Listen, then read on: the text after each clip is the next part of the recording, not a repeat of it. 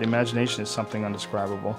People want to quantify it, and they even want to diminish it by saying that it's something that's silly, and, oh, he's imagining that he's on Mars. Poor little Billy with his cardboard sword. He's imagining he's a gladiator.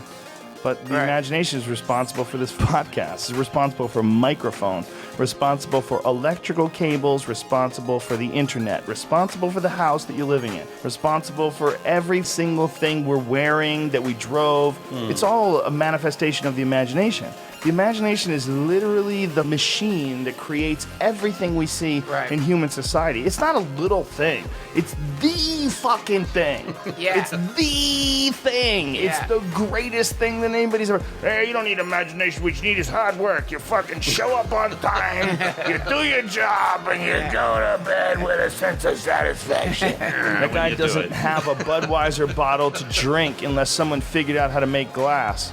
Okay, that's all the imagination. The imagination is the whole fucking ball of wax. Even language comes out of the imagination. The imagination figured out how to hunt.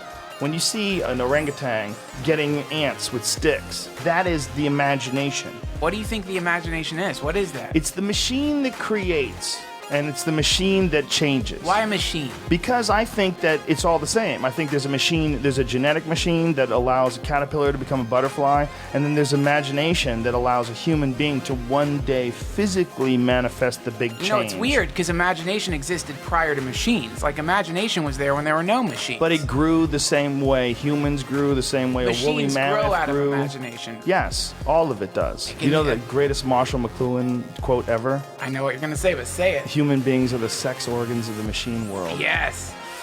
God damn it, he wrote that in the 60s.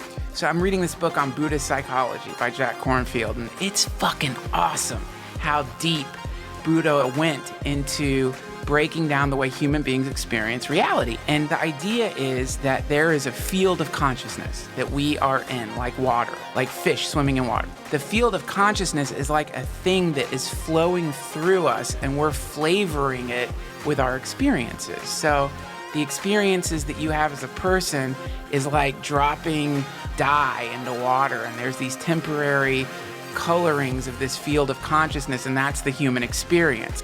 If you begin to watch, you will start to notice that your experience is broken down into bits, into like these little beads or moments of experience. And in between each of these beats or moments of experience, there's this pause. And that pause is the field of pure consciousness, which is what we actually are. The person that you think you are is the experience of consciousness meeting this temporary manifestation that's the atomic cloud or swirl of particles that makes up a Joe Rogan.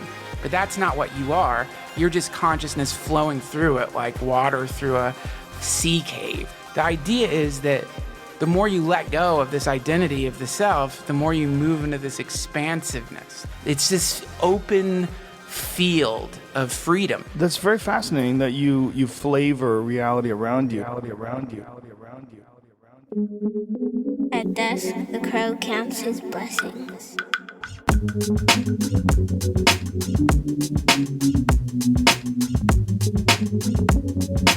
Mind and body and spirit. Once again, take another deep breath. Inhale. Exhale slowly.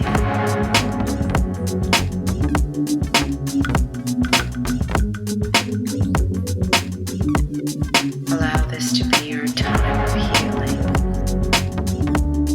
your time of renewal.